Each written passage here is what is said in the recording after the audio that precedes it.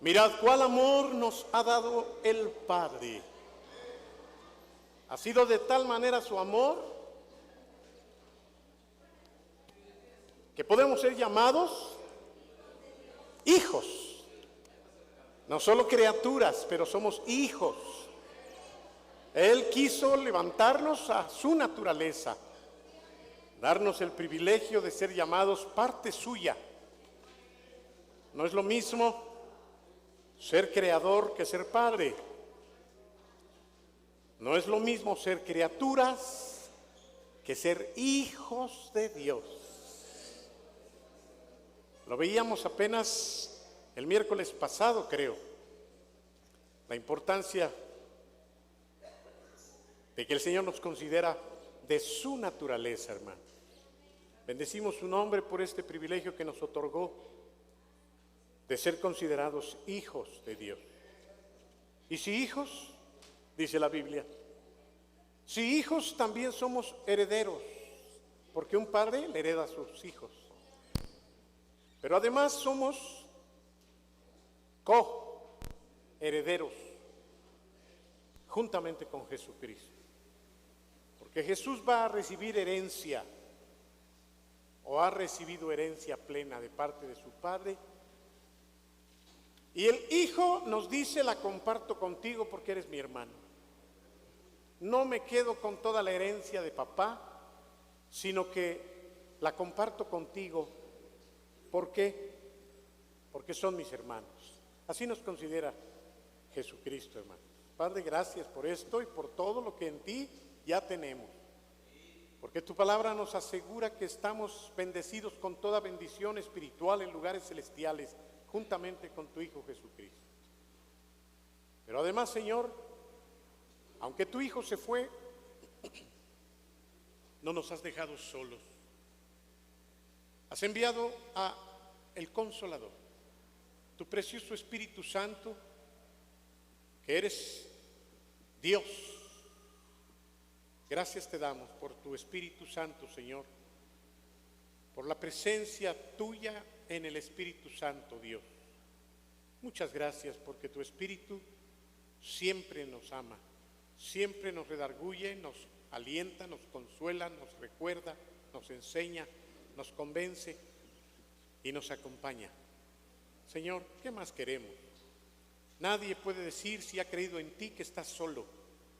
Nadie puede decir si ha creído en ti, nadie puede decir que estás solo. Porque eso es lo que tú hiciste, enviarnos al Consolador. Gracias porque Él también nos va a enseñar esta noche. Úsame, abre nuestro entendimiento y recibe toda la alabanza y toda la gloria en esta noche por tu Hijo amado, Señor. Amén. Bien. Qué bueno que el agua no los detuvo a ustedes, a otros sí. Se asustaron y dijeron, Pero a ustedes no los espantó el agua, hermano. Bien, vamos a continuar con nuestro precioso estudio a los Romanos. Espero terminar la primera parte para que otro pastor continúe con lo que sigue. Pero por lo pronto estamos en los 5 primeros versículos del primer capítulo,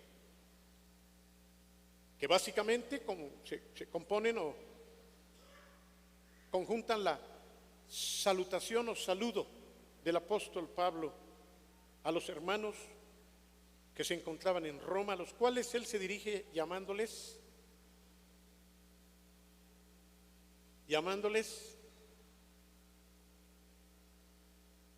a ver, les doy chance de que lo lean. ¿Cómo llama el apóstol a los que están en Roma? Llamados de Jesucristo. ¿Ya lo leyeron? Ahí está. Y hemos estado viendo entonces la importancia de cómo el apóstol Pablo enfatiza sobre la persona de Jesucristo después de presentarse como aquel que ha sido llamado apóstol por el Señor Jesucristo para anunciar estas verdades. El apóstol Pablo habla del propósito de la epístola y se presenta como el siervo de Jesucristo humildemente. Se presenta como el enviado del Señor, pero también como el apartado por Dios para anunciar el Evangelio. Vimos también la importancia de que el apóstol Pablo recibió este llamado, este apostolado, para obedecer a la fe en donde quiera que se anunciara el nombre de nuestro Señor Jesucristo. Y reconoce que su apostolado fue un regalo de parte del Señor, una gracia de Dios, inmerecida desde luego, para obedecer a la fe. Y antes de enfatizar sobre la persona de Jesucristo en la primera parte, el apóstol levanta también a Jesús al reconocer que ese llamado que Dios había tenido para él le hacía responsable para honrar siempre el nombre de nuestro Señor Jesucristo. Esta salutación o saludo concluye, dije, con otra verdad maravillosa, además de enfatizar sobre la importancia de que Jesucristo es el Hijo del Hombre, es 100% humano. Completa diciendo el apóstol en estos 5 primeros versículos que el mismo Jesús es el mismo Hijo de Dios. Así concluíamos hace 8 días, enfatizando sobre la importancia de reconocer a Jesucristo no como un hombre nada más, sino como Dios mismo, creador del cielo y de la tierra, que bajó y se humilló para salvarnos. Reconocido Hijo de Dios con poder por el Espíritu de Santidad, cuando fue levantado de los muertos. Quien por la parte física llegó a ser descendiente de David, pero por la parte santa y espiritual se comprobó que era Hijo de Dios. Confirmó todas las declaraciones que él mismo había hecho con respecto a sí mismo. Hermanos, este fue el milagro de milagros. Dice la Biblia que el Espíritu de Santidad, algunos piensan que equivale al Espíritu Santo y otros mantienen que se refiere a Jesús en su naturaleza esencial, Jesús Espíritu. Ahora bien, cuando la Biblia nos dice que Jesús resucitó de los muertos, o que, como lo leímos ya hace un momento,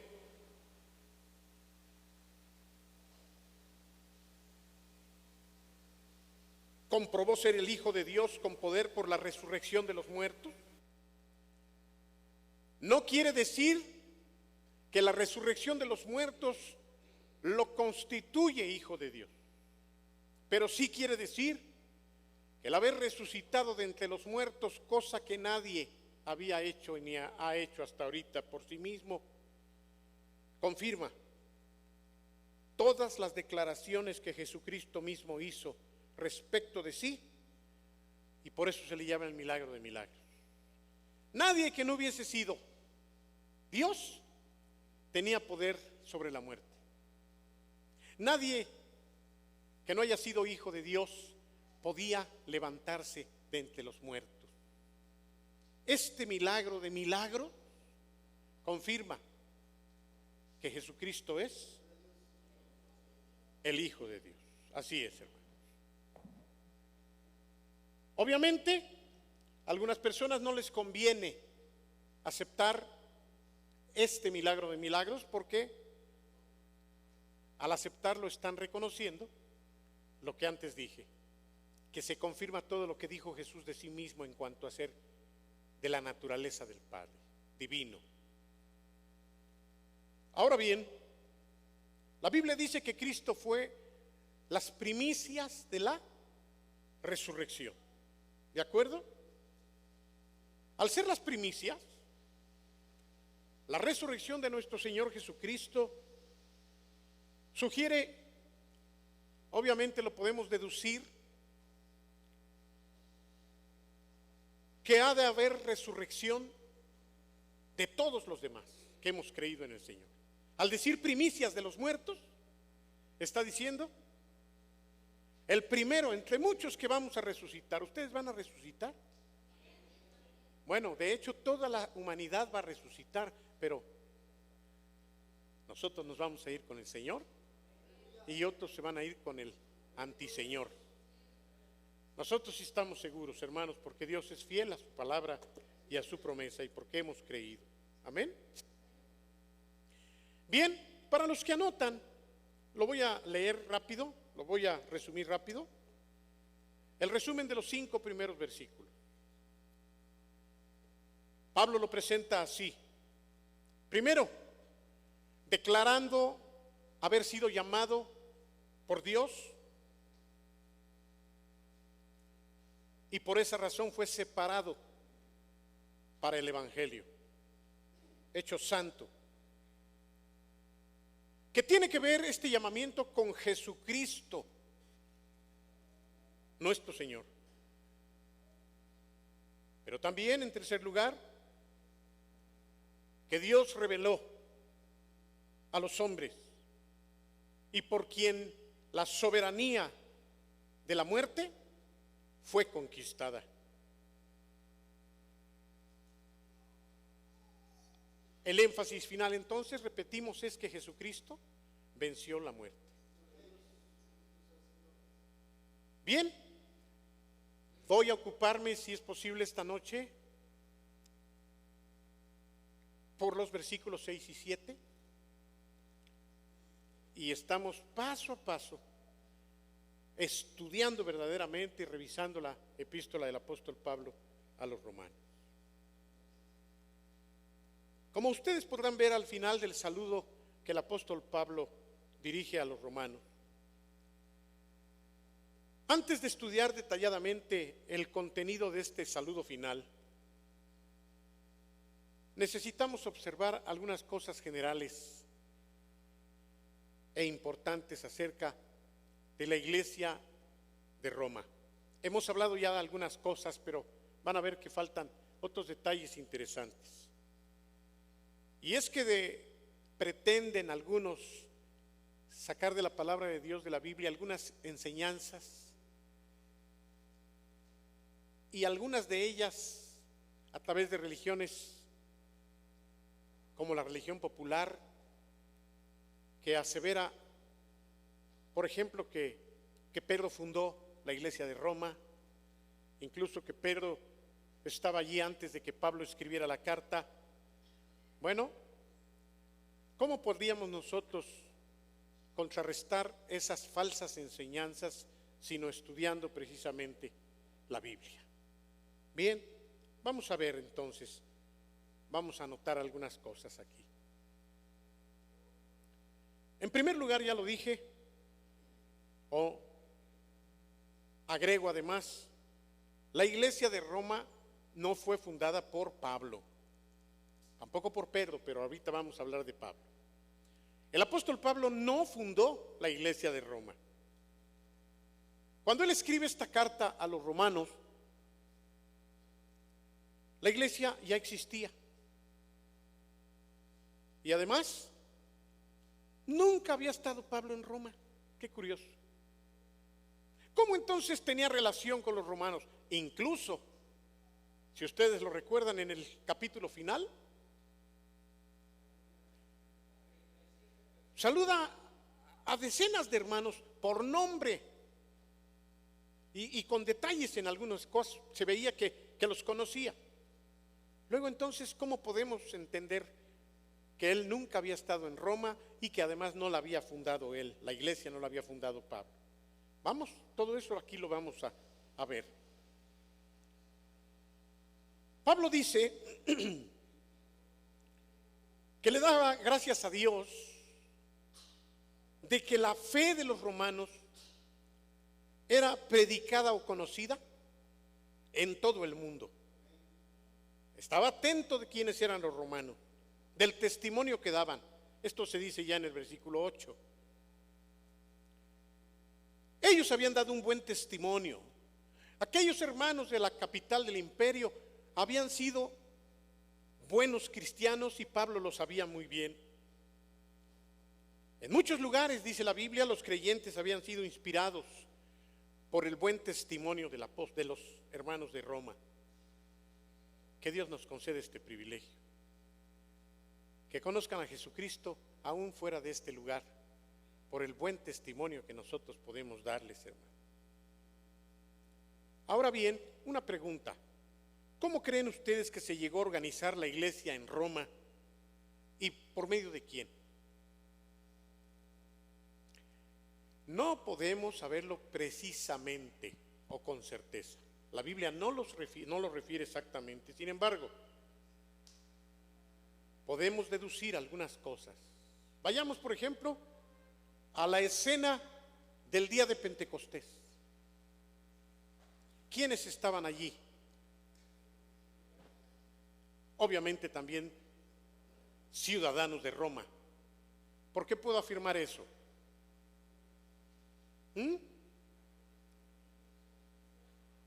A ver. Sí, porque ahí lo dice. Pero ¿cómo es que había ciudadanos de, podríamos decir, todas las partes del mundo entonces conocido? No solamente por eso. Muy bien, Rebe. Acuérdense que estaban celebrando después de Pascua, 50 días después, la fiesta de Pentecostés, pero estas fiestas estaban sucesivamente siendo festejadas, y estas fiestas reunían a miles de personas de todas las partes del mundo conocido, precisamente porque Jerusalén, no Roma, pero Jerusalén, era el centro religioso del mundo entonces conocido. ¿Vamos bien? ¿Sí? Nuevamente, por favor. Dice, habitantes de todos estos había de Mesopotamia, de Judea y de Capadocia, del Ponto y de Asia, de Frigia y de Panfilia, de Egipto y de las regiones de Libia, cercanas a Cirene, visitantes llegados de Roma, judíos y prosélitos cretenses. ¿De acuerdo? Así que había romanos allí en Jerusalén. No pocos, si consideramos otra vez que Roma era la capital del imperio. A lo mejor era de los que más había, además de nativos de Jerusalén y demás. Así que quiero que ustedes vayan viendo cómo es que llegó el evangelio a Roma. ¿Qué sucedió el día de Pentecostés? Los apóstoles reunidos en el aposento alto, que por cierto ya está concluido, gracias a Dios. Nos dice la Escritura, me refiero al que estamos allá supervisando, casi concluido. Dice la Escritura que en ese lugar se reunieron aproximadamente 120 personas en obediencia a la palabra de Jesucristo, que les dijo, una vez que estaba ascendiendo: no se vayan de Jerusalén, quédense allí hasta que ustedes reciban la promesa que el Padre les hizo. No se separen, no se vayan, quédense juntos. Cuando esto ocurre, el Espíritu Santo viene y dice la Escritura que los sumerge, los bautiza, y comienzan a hablar en otras lenguas como el Espíritu les daba que hablasen. En ese entonces, y yo digo especial y particularmente, exclusivamente, los que estaban allí con el propósito de que pudiese dar a conocer el Señor milagrosamente el Evangelio, comenzaron a hablar en las lenguas de cada uno de los que conformaban el mundo de aquel entonces. Hablaban como hablaban los medos, los partos, los del Ponto, los de Frigia, los elamitas, los griegos, los hebreos. Y la sorpresa es que todos se acercaron a ese aposento alto, porque dice que hubo un estruendo como de un viento recio. ¿Oyeron el micrófono que tronó al principio de la reunión?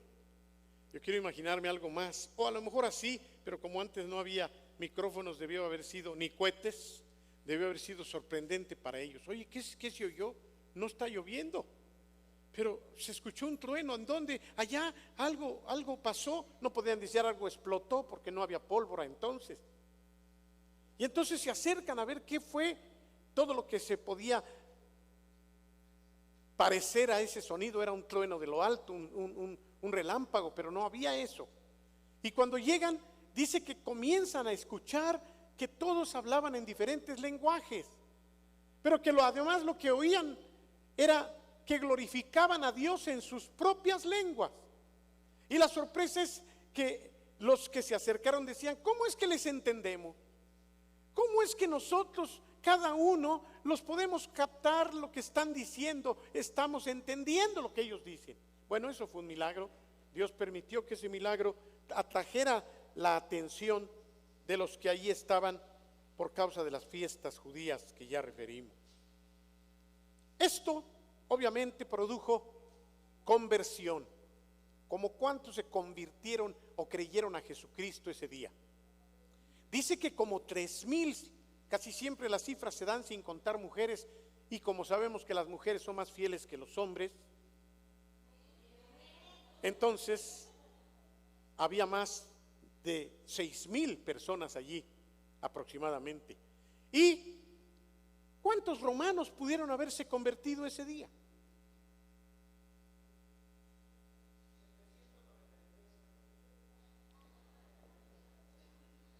Y yo digo que 825. Cada uno puede tener su cifra, pero fueron muchos.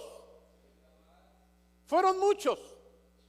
Y estoy refiriéndome a los romanos, a los oriundos o nativos de Roma. De manera que una vez que pasaron las fiestas, regresan a su ciudad de origen, convertidos, alabando a Dios, y seguramente decían: oigan, qué bonito estuvo allá en Jerusalén. Tengo una vida diferente, me siento, yo también. ¿Y qué hacemos? Pues vamos a reunirnos. Vamos a comenzar a reunirnos y vamos a... Probablemente Dios les envió allá a alguien que no se cita aquí, o alguno de ellos fue usado para comenzar a considerar las escrituras y empezar a decir: miren, se está cumpliendo lo que el Antiguo Testamento dice. De modo que entonces lo que acabamos de recibir es lo que Joel decía en el capítulo 2, versículo 28: y será que en los postreros días derramaré mi espíritu sobre toda carne, y sus hijos y sus hijas y los ancianos soñarán sueños y verán visiones. Esto es lo que pasó, sí.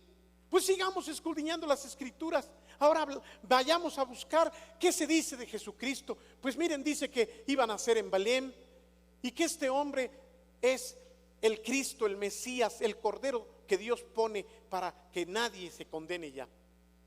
Pues eso es lo que ahora nosotros tenemos, debieron haber dicho. Pues sigamos escudriñando para aprender más. Y seguramente el Espíritu Santo empezó a enseñar, empezó a cumplir su propósito de acompañar, de consolar, de recordar, de revelar aquellas cosas que los ciudadanos de Roma comenzaban a descubrir. ¿Vamos bien, hermanos? Formaron entonces lo que podemos decir el núcleo de la iglesia de Roma. Ahora, en aquel entonces era común viajar. Salían, entraban a Roma o de Roma. Es lógico, completamente, absolutamente lógico, que algunas personas oriundas de Roma hubieran por casualidad estado antes no solo en Jerusalén, sino en Éfeso, en Antioquía, en Pisidia, en Tesalónica, y habían ya conocido a Pablo. Algunos que estaban en Roma y que tuvieron el privilegio de escuchar el milagro de las nuevas lenguas, probablemente ya eran creyentes, probablemente habían oído a Pablo en estas ciudades por las que ellos habían podido viajar, Filipo, Corinto, allí por donde Pablo ya había pasado. Le escucharon predicar, recibieron el evangelio entonces, confirmaron la bendición el día de Pentecostés en Jerusalén, regresan a Roma y entonces, lo que es lógico, se unen a los santos de Roma para formar una iglesia, porque donde dos o más se reúnan en mi nombre, dijo Jesús, yo estaré allí en medio. Por favor, salga de aquí la comprensión de que donde dos hermanos cristianos se reúnan, esa es parte de la iglesia de Jesucristo. Hay algunas denominaciones que consideran muy importante el lugar, el templo y la oficialidad de una congregación establecida para poderle llamar iglesia. Pero la Biblia no nos dice eso. La Biblia simplemente nos señala que donde estén dos o más, esa ya es parte de la iglesia de Jesucristo. No importa en dónde se encuentre. Puede ser en un barco que navega por el mar muchos años y allí está la iglesia. Puede ser en cualquier lado donde haya creyentes. No importa el lugar si están reunidos en el nombre de Jesucristo. Bien.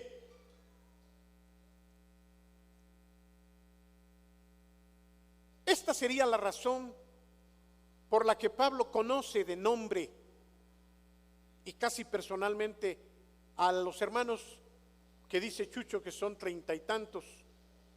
No he tenido el cuidado de contarlos, se me hace que exageró como siempre. Ah, ya los contaste. No, en esto sí no estoy exagerando, dice que son 37 nombres que se dan allá en el capítulo final de Romanos. Así que yo creo que Pablo los conocía de cuando incursionó por estas ciudades predicando el evangelio. Bien,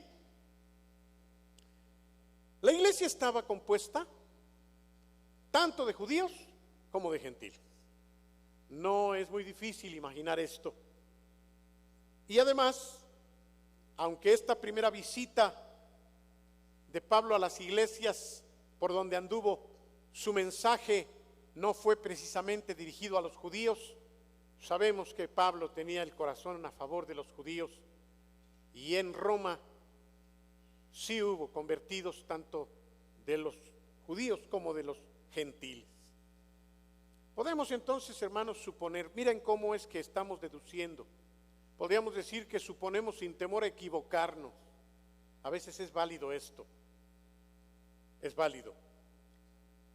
Que entre los llamados santos de la ciudad de Roma había personas de todas las clases sociales e inclusive personas de dinero, podría ser personas de influencia, pero que lo más probable es que había un número mayor de personas de clase media y de personas de clase inferior a la clase media. Pablo pensaba, creo que humildemente, necesitan conocer de mi ministerio, necesitan saber de lo que el Señor Jesucristo me ha revelado personalmente. Me preocupan estos hermanos que están en Roma, a los hermanos que he conocido, digan algunos nombres de ellos: Arquipo, Sófater, Trifosa y Trifena, a pesar de los nombres. Ahí hay una lista muy buena para los bebés que están naciendo. Por ejemplo, Trifosa Sánchez, Sosípater. Sí, son nombres medio raros, pero son nombres finalmente griegos en su mayoría. Pues estas personas de toda clase,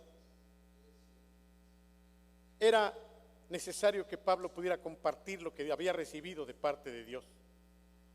Él había deseado desde tiempo atrás, lo dice en sus cartas, ir a Roma. Él quería ir allí, ansiaba compartir con ellos, dijo en un pasaje, los dones que había recibido de parte del Señor. ¿De acuerdo? Él sabía que con esto la estabilidad espiritual y doctrinal de los hermanos en Roma iba a afianzarse, iban a poder tener ánimo, estímulo. En esas épocas era muy importante, hermanos. No podemos dimensionar realmente la necesidad de fortaleza que requerían los romanos, porque nosotros no hemos pasado por eso que ellos vivían. De repente nos pasa algo y los hermanos están orando y eso fortalece, pero imagínate que todos los días estuviera tu vida en peligro por ser creyente. Era muy importante que ellos pudieran sentir también el consuelo de Pablo, y Pablo sabía muy bien lo que eso significaba. La iglesia en Roma no había logrado hacer mucho en contra de la fuerza militar de los romanos, por ejemplo, del paganismo tan grande que había en Roma. ¿Saben ustedes que así como era capital del imperio, por la misma razón Roma tenía las más erradas doctrinas paganas, con una mezcla de dioses griegos y hasta dioses no conocidos, como vemos en una de las epístolas de Pablo? Había una mezcolanza de creencias y de religiones en Roma, hermanos. De veras estoy preocupado por lo que los testigos contra Jehová están haciendo en algunos de esta congregación. Me duele, hermano.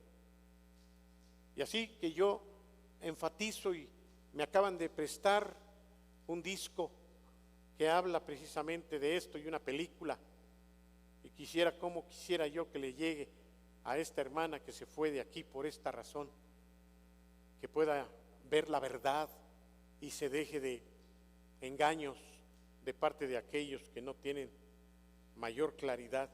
Pablo seguramente en esto puedo comprenderlo un poquito. Sufría por el error en el que podían caer los hermanos que se encontraban en Roma, por todo esto que había de paganismo en esa capital del imperio. Él se sentía un compañero espiritual de los hermanos que estaban allí.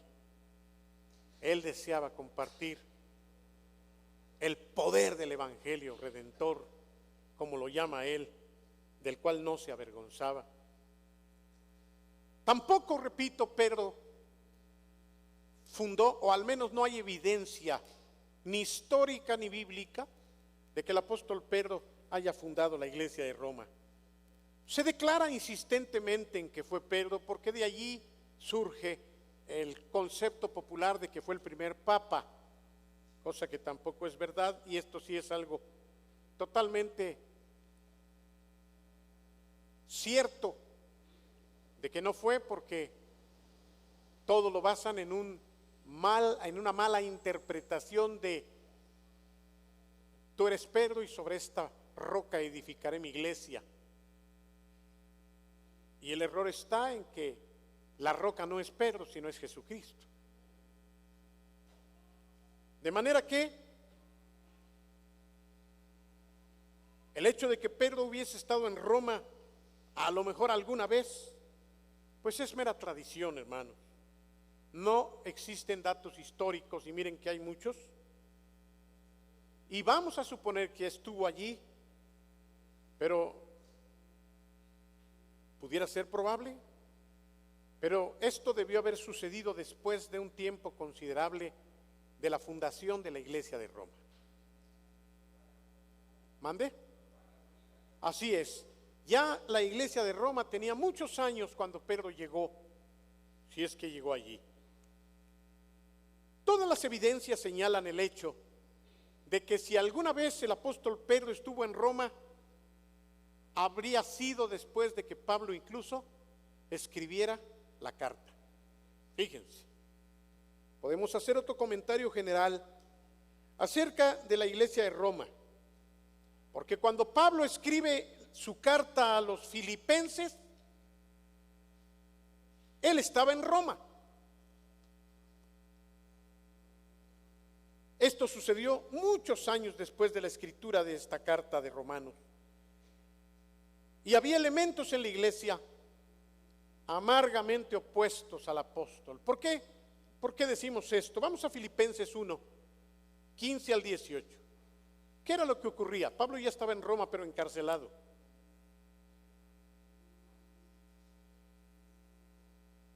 Y ahí nos dice, Filipenses 1:15, lo siguiente: es cierto que algunos predican a Cristo por envidia y rivalidad, y otros lo hacen con buenas intenciones.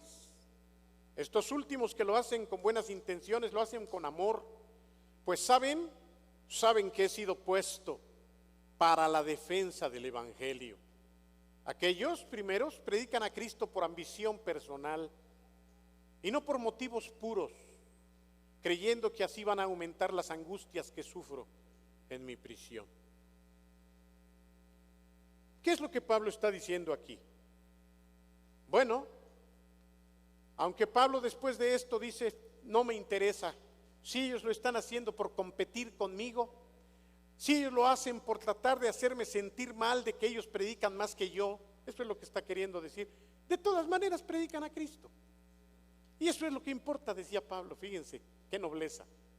No importa que ellos lo estén queriendo hacer por rivalizar, pero precisamente este comentario que hace aquí en los Filipenses cuando estaba en Roma, quiere decir que él ya estaba o ya había pisado Roma, pero en situaciones difíciles.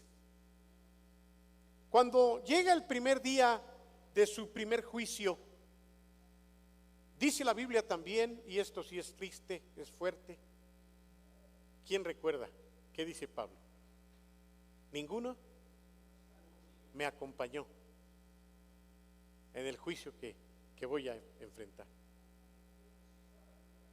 Ninguno. Todos me dejaron, dice. Había uno o dos quizá, pero los más, sus principales amigos, lo habían abandonado. Este dato también es importante porque con él nosotros podemos darnos cuenta de que la iglesia de Roma tenía que dar un testimonio en contra del imperialismo que declaraba al César como Señor y se ocupaba continuamente de destruir cualquier fe en contra de César. Ahora vamos a fijarnos también, hermanos, en las siguientes palabras del apóstol Pablo al cerrar su saludo. Otra vez les pregunto, ¿cómo se llamaban o cómo llamaba Pablo a los creyentes de Roma? Llamados para ser de Cristo. Estos hermanos de Roma, a pesar del culto que se le rendía al César como Señor, estos hermanos lo reconocían a Jesucristo como Señor y sabían que le pertenecía. Y es que esto también es importante enfatizar, hermanos. La gente entonces, a diferencia de lo que hoy podríamos vivir, reconocía a César como Dios. Para la gente César era, vamos a decir así, como Mahoma para los musulmanes o el Papa para los católicos. Ustedes han visto cómo se les prodiga reverencia y más que reverencia, adoración, que cuando un personaje de estos pasa cerca, la gente llora, la gente se cae. Similar a lo que ocurría cuando los Beatles cantaban en un escenario. Bueno, algo así sucedía con César. César era, a pesar de ser de lo peor como lo presentan, sobre todo a Nerón, que hasta los perros le ponen ahora su nombre, era eso, un personaje que atraía, un personaje dominante, un personaje adorable para muchos. Sin embargo, los creyentes de la iglesia de Roma solo tenían un Señor, y el contraste era muy fuerte. Cualquiera se daba cuenta, como sucedió, por ejemplo, recuerdo ahora a los amigos de Daniel.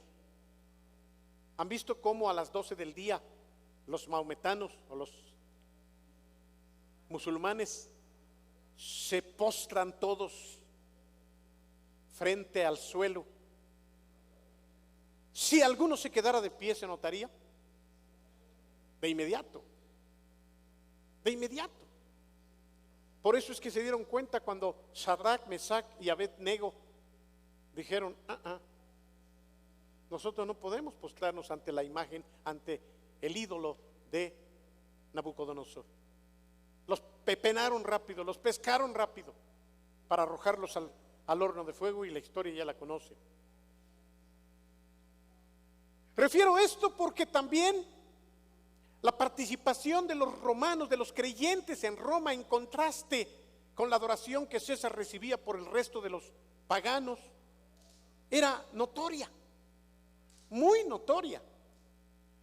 Y esto lo digo porque obligadamente tenía que traer consecuencias. Nosotros vivimos un cristianismo sin consecuencias, porque además a veces algunos quizá lo vivimos como los de la secreta. ¿Quién sabe que eres cristiano? Pues solamente los del triunfo. Y eso quién sabe. Porque allá donde trabajas, ahí donde vives, nadie sabe que eres cristiano. Es más, hasta dicen: qué rara persona quizá. Y a lo mejor en algunos casos de hermanos de acueducto, como siempre, pudieran pensar: estos son ateos por la forma como se comportan. Ya saben que es broma cuando hablo de acueducto, porque si me está viendo alguien, de por sí van a decir que no los quiero. Así que, hermanos, había un contraste muy marcado entre lo que los creyentes de Roma eran con el resto de la gente que idolatraba a César. Pero ellos sabían que pertenecían al Señor. Por eso Pablo los llama amados de Dios. Qué buen título. De una manera muy preciosa y especial, los hermanos de Roma habían sido favorecidos por Dios. Ellos también habían recibido la gracia de nuestro Señor Jesucristo en la salvación. Por eso Pablo dirige la carta con mucho cariño a estos hermanos. No a todas las personas de Roma. ¿A quiénes? A los hermanos de Roma. Aquellos que por su fe estaban padeciendo lo que estaban padeciendo, en contraste con lo que se hacía por aquellos que no creían en el Señor. Aquellos que tenían una relación con Dios por su fe en Cristo estaban sufriendo, hermano. Dicho sea de paso, he recibido algunas hermanos, hermanas que me dicen: hermano, ore por mí porque en mi casa todos me critican y todos se burlan de mí porque soy cristiano. Es que en mi trabajo todos me hacen burla y todos, pero lo dicen así, con ese tono, cuando deberían de decirlo con gozo. ¿Por qué? Bienaventurados serán, dijo Jesucristo, cuando por mi causa se burlen de ustedes. Gócense, alégrense, no se pongan tristes, al contrario, alégrense cuando les digan aleluyos. Alégrense cuando los llamen como quieran llamarlos por causa de su fe, protestantes, que no somos protestantes, pero lo que quieran decirnos por causa de nuestra fe, porque así persiguieron entonces a los profetas. Gócense cuando sean perseguidos, porque van a recibir premio, porque van a recibir galardón, pero no nieguen a Jesucristo. No se avergüencen de Él, porque Él también se avergonzará de ustedes, dijo o dice la palabra. Estos creyentes, pues, llamados santos, eran santos como tú y como yo. Aunque no digan amén. Ya no se vale. ¿Y qué quiere decir santo? Alguien que se murió y que ahora se invoca y hace muchos milagros muerto. O alguien que estando vivo también ejecuta muchos milagros. ¿Ese es un santo? O alguien que vive allá en la montaña, en una ermita, y está lejos de la civilización y está en actitud contemplativa hacia el cielo. ¿Ese es un santo? ¿Quién es un santo? ¿Qué quiere decir esto? Bueno, un santo, estrictamente hablando, de acuerdo al significado del Nuevo Testamento, hermano, en primera no es una persona que se murió, tampoco es una persona piadosa, muy piadosa. Ay, es que es un santo porque todos los días está orando. Es un santo porque ayuna muchas veces. Es un santo porque eso no es lo que constituye a alguien santo, sino a un creyente en Cristo, a alguien que ha sido justificado porque creyó en Jesucristo. Santo quiere decir, pues, apartado del mundo para Dios. Y eso es lo que tú y yo somos desde que hemos creído en Jesucristo. El Señor nos apartó para Él, nos hizo santos. La santidad entonces no está en función de lo bueno que seamos, sino en función de lo bueno que es Dios al habernos salvado. Amén. Es urgente que los miembros de nuestras iglesias se den cuenta de que son santos en vida, para que sepan también que sobre cada uno de nosotros descansa la obligación de ser piadosos en nuestra conducta, porque ciertamente un santo debe de relacionarse, o deben verlo relacionado con una vida de piedad. ¿Qué es la piedad? Lo veíamos el domingo pasado con David. Alguien que busca de Dios. Amén, que ama a Dios, que busca a Dios, que está en las cosas de Dios, que su conducta es de buen testimonio, que aprecian lo que esa persona es. La santidad entonces no es solamente el ideal al cual debemos los creyentes alcanzar, sino, repite conmigo, una obligación. Repítelo. Ser santo es una obligación de los que creemos. Dilo. Otra vez, ser santo es una obligación de los que creemos. Entendiendo ya que santo tiene que ver con la piedad también, ciertamente, pero una vez que uno ya fue rescatado por el Señor. Amén, hermanos. El apóstol, pues, en su saludo final agrega la palabra gracia y paz tengan de Dios nuestro Padre y del Señor Jesucristo. Este era el deseo que tenía el apóstol Pablo para aquellos lectores de Roma.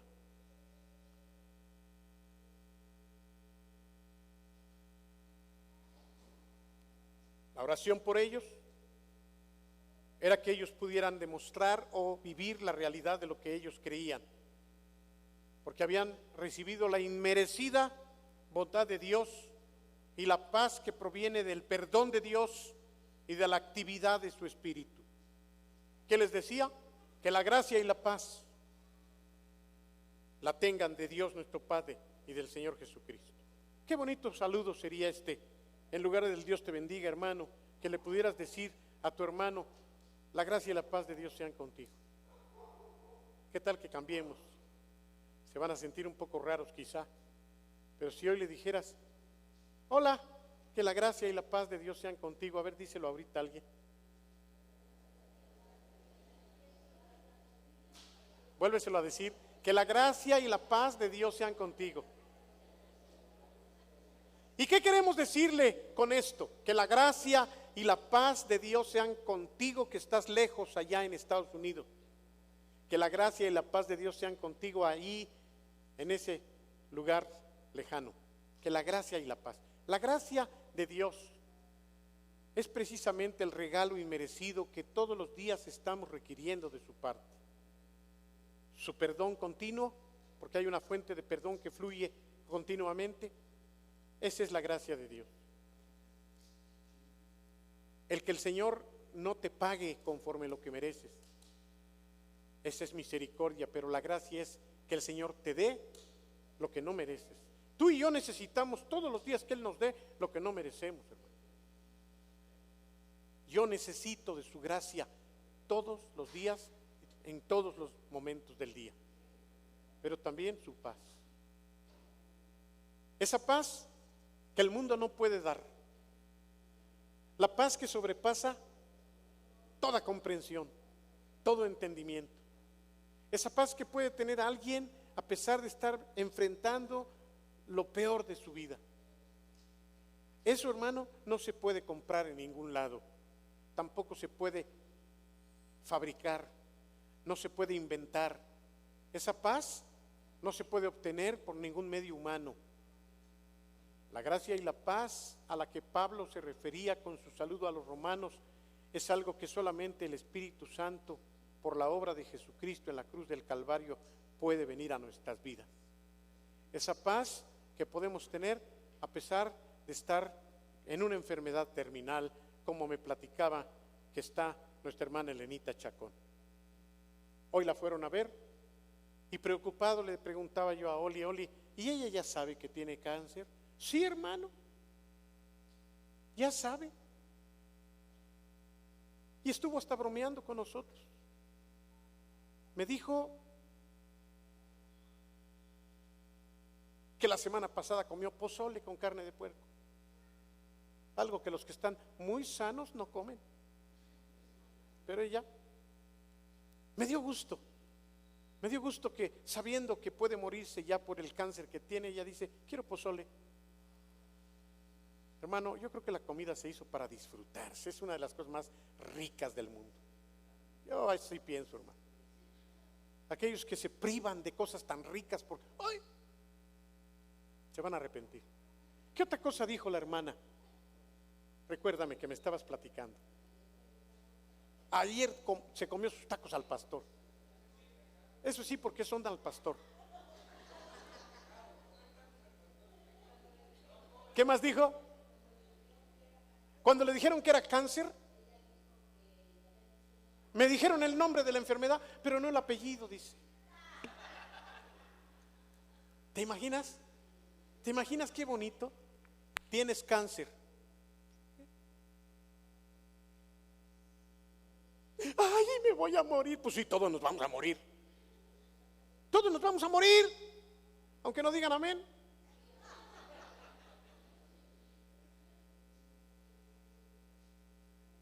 Qué preciosa hermana.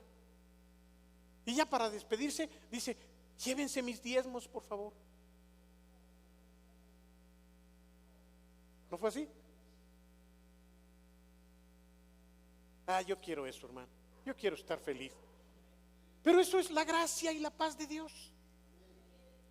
Que la gracia y la paz de Dios sean contigo. ¿Qué dijo? Mandó regalos. Yo te pregunto a ti, ¿tú qué harías si te dicen que tienes cáncer? ¿Comerías pozole? ¿Tacos al pastor? ¿Harías bromas? ¿Mandarías regalos? ¿Mandarías tu diezmo? Por eso visítenla cada 2 semanas, vayan a ver. Vamos poniéndonos de acuerdo. Yo les había pedido que ya vayamos todos los pastores allá. Vengan lo más pronto el viernes próximo y nos vamos para allá a verla. David. Y le llevamos un espinazo con verduras, con verdolagas. No sé qué le guste a ella, pero sí me gustaría saber para decirle, hermana, venimos a cenar contigo. Le voy a hacer una gelatina de mamey que ya aprendí a hacer. Aleluya. Y miren, ustedes que saben de amores. Hermana, yo te la hice, mira, aquí está esta. Te voy a hacer otra a ti, no estés de... Vas a ver. La voy a hacer en tu presencia, fíjate. Mañana a las 4 la voy a hacer. Primeramente Dios. conste. Voy a hacer 2. Necesito otro molde en mi vida. El verde que ya te pedí, pero otro aparte. No, es de mamey. Mi marchanta de la central de abasto me enseñó cómo. Ese espíritu de la hermana, solo por la gracia y la paz de Dios se puede tener. Anoche hablé con Estefi, llorando estaba. Parece que todo el problema de su hija es una enfermedad tremenda que se llama esclerosis. Por eso es que no puede deglutir, por eso es que sus músculos estaba deshecha. Y yo no estoy diciéndoles que no nos pongamos tristes cuando un hijo se nos enferma o cuando... Pero hay de tristeza a tristeza. Y yo ya lo viví, yo ya lo he enfrentado. Algunos se entristecen como si no existiera Dios, y eso es pecado. Algunos se quieren morir negando con eso el que digan que son creyentes. Perdónenme, aquel que siendo creyente o diciéndose creyente se quiere morir por algo que le pase, ese no es creyente. Mucho menos alguien que se mata, como un pastor que supe que se metió un balazo. La gracia y la paz que Pablo les deseaba a los romanos solamente la puede otorgar Dios a través de su Espíritu, hermano. Y este va a ser un buen saludo si tú lo cambias a partir de hoy y puedas tú saludar así, no necesariamente cambiándolo, pero de repente decirle: Meli, la gracia y la paz de Dios sean contigo. Licha, la gracia y la paz de Dios sean contigo. Y vamos a cobrar más conciencia de lo que realmente deseamos para el hermano. Porque a veces, y lo digo por mí, Dios le bendiga, hermano. Que yo no nos saludo así, yo les digo Dios le guarde, hermano, porque no sé cómo se llama, pero sería bueno poderles cambiar ese Dios le bendiga por un que la gracia y la paz de Dios les sean contigo.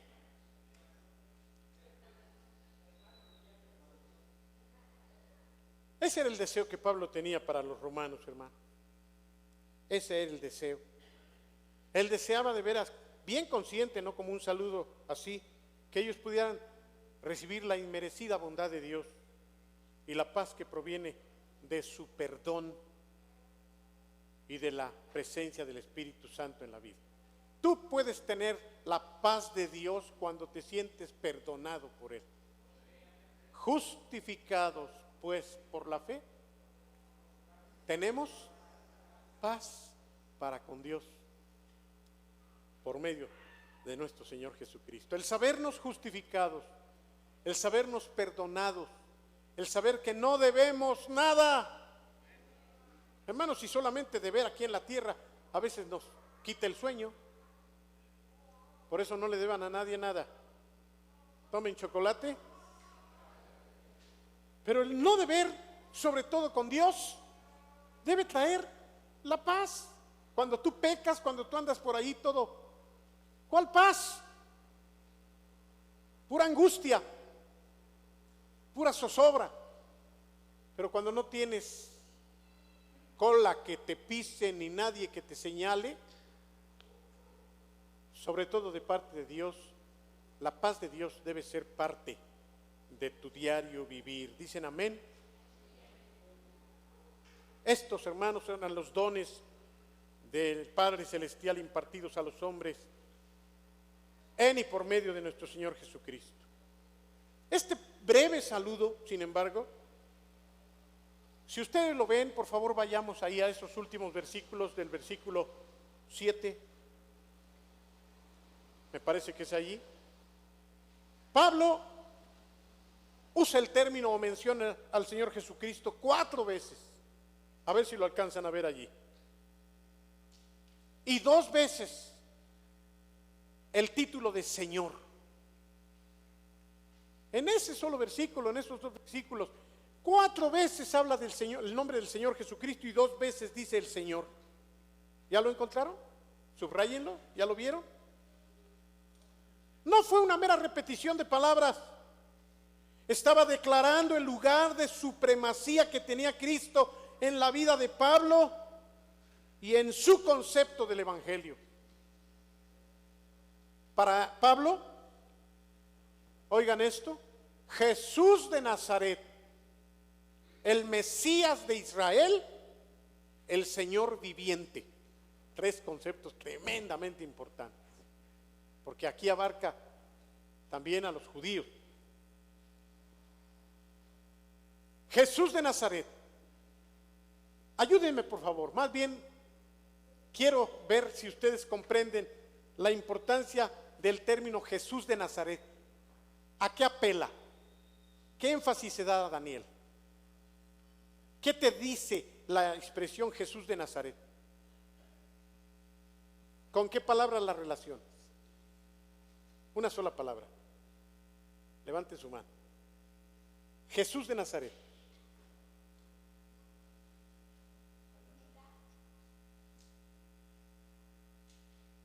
Perfecto. Dilo fuerte. Jesús de Nazaret. No es Jesús del cielo, aunque sabemos que vino del cielo. Pero la expresión Jesús de Nazaret, ¿sí lo ves, Daniel? Es Jesús del pueblo de Nazaret. Ahí me está hablando que de ahí nació o que de ahí creció. Es hombre. No es un ente que llegó del cielo en una nave, como dicen algunos brutos, sino que es un hombre que nació, una personalidad. Jesús de Nazaret. Parece que a veces cosas como esas se nos van, fíjense. Pero además Pablo dice, ¿qué más dice?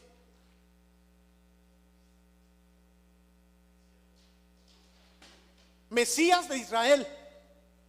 A ver, siguiendo esta secuencia, ¿con qué relacionan Mesías de Israel?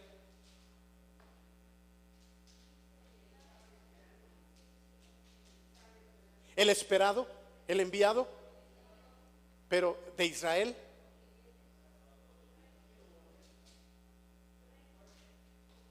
Más que de un pueblo. ¿Mande? No.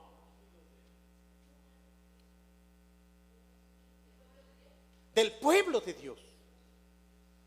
Al decir de Israel, está diciendo el escogido que estaban necesitando los escogidos de Dios. Aquellos a los que Dios les prometió que un día vendría un Salvador. Este Jesús es el Mesías de Israel. Qué tremendo, hermanos. No son frases nada más porque sí. Jesús de Nazaret, hombre. Pero además es Mesías de Israel, el cumplimiento en él. ¿Sí lo ven? Y en tercer lugar, el Señor viviente.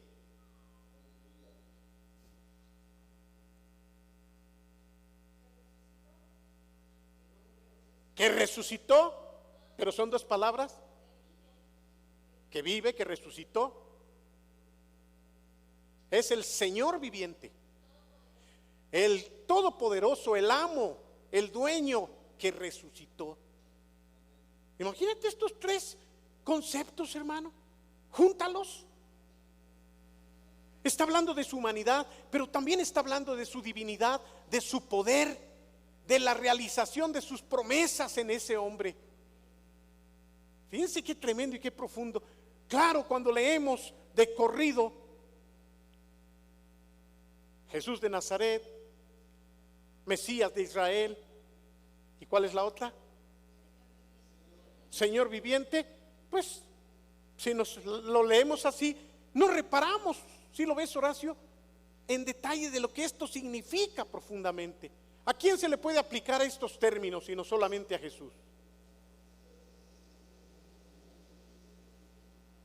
Bien, vamos a dejarlo hasta aquí. Así de rápido se fue el tiempo.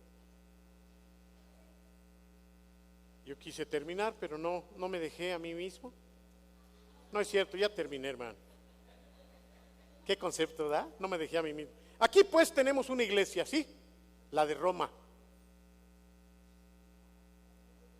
Establecida bien en la ciudad principal del imperio. Ellos también tienen una misión mundial, anunciar el evangelio.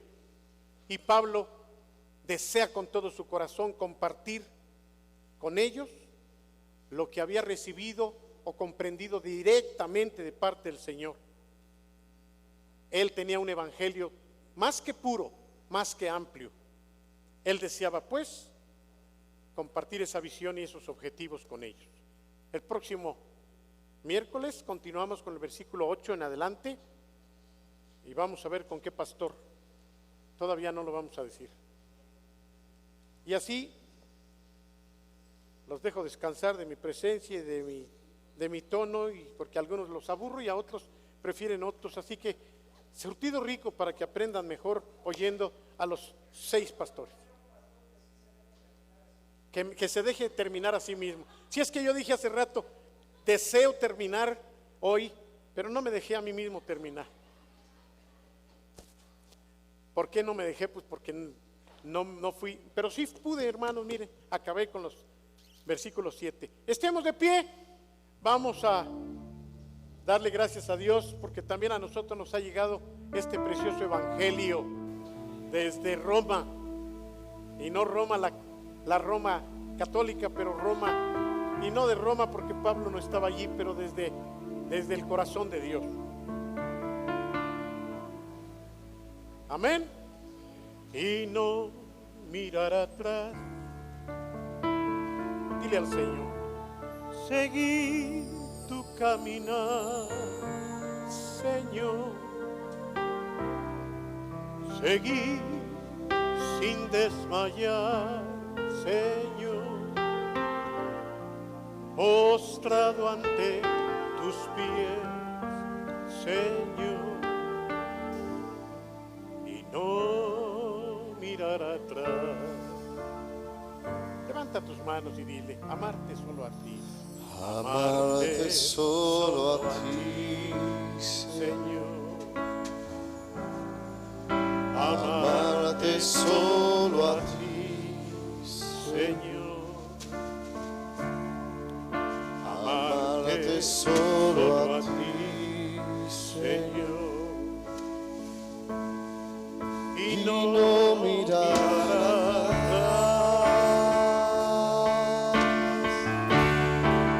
Seguir tu caminar, Señor. Seguir sin desmayar, Señor. Postrado ante tus pies, Señor. Y no mirar atrás. Seguir tu caminar, Señor. Seguir sin desmayar, Señor. Postrado ante tus pies, Señor. Y no mirar atrás. Concédenos esto, Señor. Queremos vivir para ti y no mirar atrás. En el nombre precioso de tu Hijo Jesucristo. Amén. Que Dios les guarde, hermanos. Podemos saludarnos. Les recordamos que el día 29, 30 y 31 de mayo de este mes vamos a tener reuniones aquí en este lugar. El viernes y el sábado desde las 11 de la mañana. Y el domingo, reunión de iglesias en este lugar. Reunión de iglesias el domingo 31 aquí.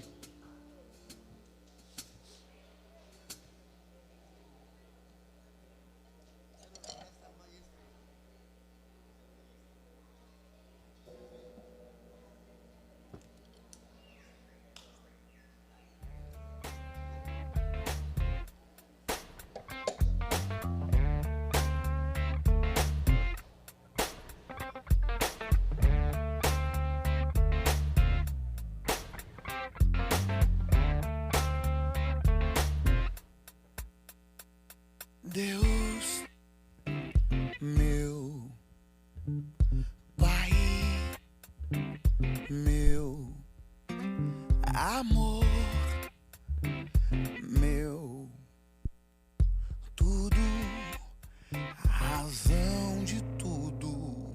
Deus, meu meu farol, o farol que eu preciso, como eu preciso.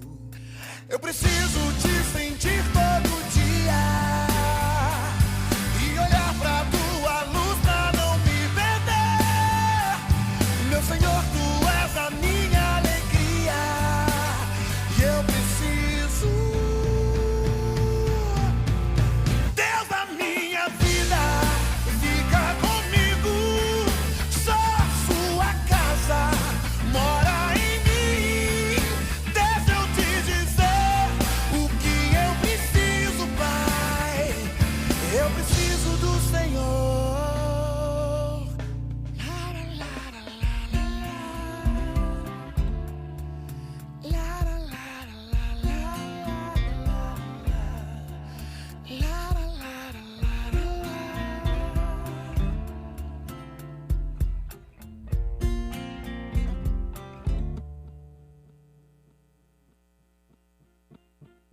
Deus, meu Pai,